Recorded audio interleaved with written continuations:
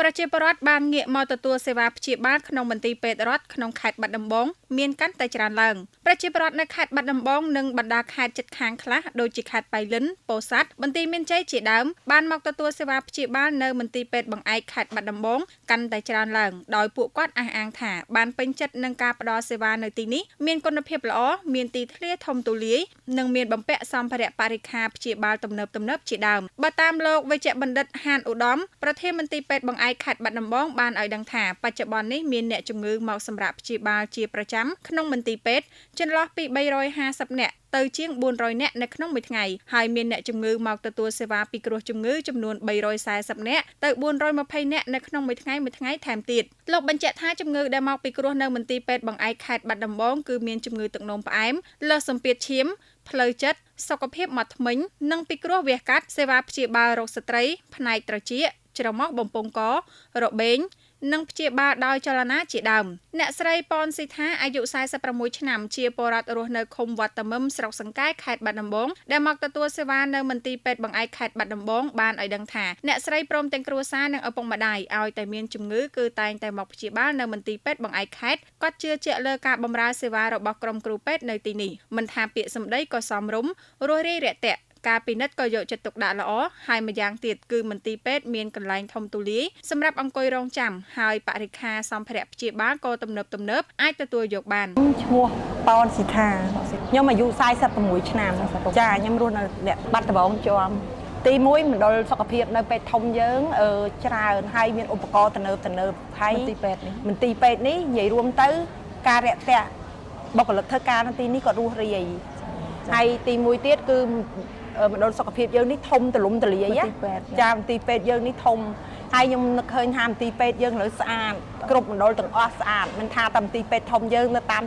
ខេត្តជាច្រើនក៏ស្អាតដូចគ្នាដែរប៉ុន្តែគ្រាន់ថានេះវាជាផ្ទះរបស់ខ្ញុំផ្ទះខ្ញុំនៅអញ្ចឹងទៅខ្ញុំឆ្លងកាត់យកកូនមកសាលាទៅខ្ញុំមកពេទ្យទៅវាចំណេញចាខ្ញុំមកពេទ្យធំនឹងជាប្រចាំចាហើយណាមួយវាស្រួលត្រង់ថាពួកខ្ញុំមានបានក្រីក្រអញ្ចឹងទៅមន្ទីរពេទ្យលើកលែងឲ្យច្រើនអញ្ចឹងទី1ខ្ញុំចំណេញថវិកាទី2ចំណេញពេលវេលាតែបတ်ថាវាជាមណ្ឌលសុខភាពរបស់រដ្ឋមែនតែក៏ខ្ញុំមានមោទនភាពដែរដោយសារមានបានក្រីក្រហ្នឹងខ្ញុំមកបើកឆ្នាំខ្ញុំអត់អស់លុយប៉ុន្តែពេលវេលាយើងតែងតែគិតថាវាជាមាសប្រាក់តែពេលយើងខ្លះយើងខាតតិចតួចដើម្បីសុខភាពយើងដែរតែខ្ញុំក៏អរគុណមណ្ឌលមន្ទីរពេទ្យនេះដែរព្រោះអីមន្ទីរពេទ្យធំហើយចាស់ទាំងអស់គាត់បានមកបើកឆ្នាំនៅសេវានេះខ្ញុំក៏មានមោទនភាពសប្បាយចិត្តថាស្រុកខេត្តខ្ញុំមានមោទនភាពមួយដែរគឺមានពេទ្យធំមួយមិនខុសគ្នានោះដែរយុវជនឆាយគង្លីអាយុ23ឆ្នាំរស់នៅឃុំតាប៉ុនស្រុកសង្កែបានលើកឡើងថាគាត់ជាអ្នកធ្វើការនៅប្រទេសថៃទេប៉ុន្តែនៅពេលមកស្រុកកំណើតចំពេលមានបញ្ហាសុខភាពដូច្នេះក៏សម្រេចចិត្តមកទទួលសេវានៅមន្ទីរពេទ្យបង្អែកខេត្តតែម្ដងហើយម្យ៉ាងគាត់មានបានក្រីក្រដូច្នេះក៏មកទទួលសេវាគឺមិនអស់លុយនោះទេឆាយគង្លីអាយុប៉ុន្មានហើយអាយុ23ឆ្នាំឈឺថ្មិញដែរឈឺថ្មិញអត់មាននិយាយទៅមានទំនុកចិត្តខ្ពស់នៅលើគ្រូពេទ្យហើយណាមួយស្ដីដើមគ្រូពេទ្យល្អបែបប្រុសអញ្ចឹងណោះមានបានក្រីក្រចាអូមានបានក្រីក្រណោះចាម៉ាក់គាត់ឡើងមកមើលជំងឺនៅនេះចឹងហើយបាទរបៀបថានិយាយបោបែបប្រុសហ្នឹងចាប្រុសមកបែបមកយើងគួរឲ្យរៀបទៅវានិយាយថានិយាយមកយើងមានទំនុកចិត្តហើយផ្ដល់នៅរបល់យើងល្អដូចថាក្មេងយើងឈឺអាចព្យាបាលបានខ្ញុំមកមុនដំបូងខ្ញុំមិនប្រងដកតែគាត់ថាកុំដកអីនៅក្មេង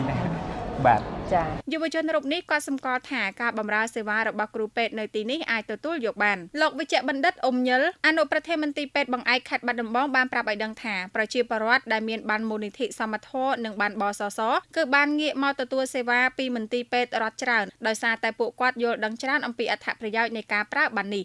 បាទហើយមួយទៀតតកតងទៅនឹងការប្រើប្រាស់បានកាតមូលនិធិសមត្ថៈបាទមូលនិធិសមត្ថៈគឺមាន39%ហើយបើយើងឃើញថាអញ្ចឹងការប្រើប្រាស់មូលនិធិសមត្ថៈនេះហាក់ដូចជាច្រើនដែរ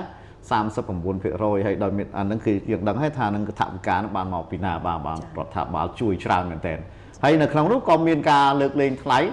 បាទភាគរយនៃការលើកលែងថ្លៃយកទាំងស្រុងបានន័យថាគាត់អត់មានបសសគាត់អត់មានមូលនិធិសមត្ថៈបាទអញ្ចឹងគាត់បើគាត់អត់ពិតប្រកបគឺមន្ទីរពេទ្យនឹងមានការពិគ្រោះយោបល់មួយគាត់ ហើយលើកលែងថ្លៃគាត់ 100% ហ្មងបាទហើយក្នុងនោះមាន 5% បាទ 5% ដែរបាទមកប្រើប្រាស់សេវាយើងលើកលែងថ្លៃទាំងស្រុងហ្មង បែបម៉េច បងមិនពេញថ្លៃគឺមានន័យថាអ្នកជំងឺគាត់អត់បសសអត់មូលនិធិសមត្ថប៉ុន្តែគាត់មានថវិកា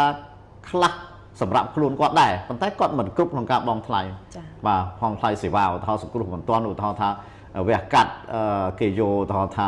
40,000 អីចឹងគាត់មានតែ 20,000 ឬ 15,000 អត់តែចរចាគ្នាមន្ទីរពេទ្យមើលទៅថាគាត់ប្រកាសជាអត់មែនហ្នឹងគឺបង់មិនពេញថ្លៃមានគណៈកម្មការសម្រាប់សម្រេចថាអូឲ្យគាត់បង់មិនពេញថ្លៃបាន លោកបញ្ជាក់បន្ថែមថាតាមរបាយការណ៍សរុបប្រជាពលរដ្ឋដែលមកទទួលសេវានៅមន្ទីរពេទ្យបង្អែកខេត្តបាត់ដំបងក្នុងឆ្នាំ 2024 កន្លងទៅមានច្រើនផ្នែកដូចជាផ្នែកសម្ភពគឺមានចំនួនសរុប 2,661 នាក់ផ្នែកជំងឺទូទៅសរុបចំនួន 12,034 នាក់ផ្នែកកុមារមានសរុបចំនួន 2,994 នាក់និងផ្នែកសរសាស្ត្រសរុបចំនួន 8,767 នាក់ក្នុងចំណោមអ្នកជំងឺទាំងអស់នេះអ្នកមកទទួលសេវាប្រើបានមូលនិធិសមត្ថៈមានចំនួន 39% និងបានបសសចំនួន 14%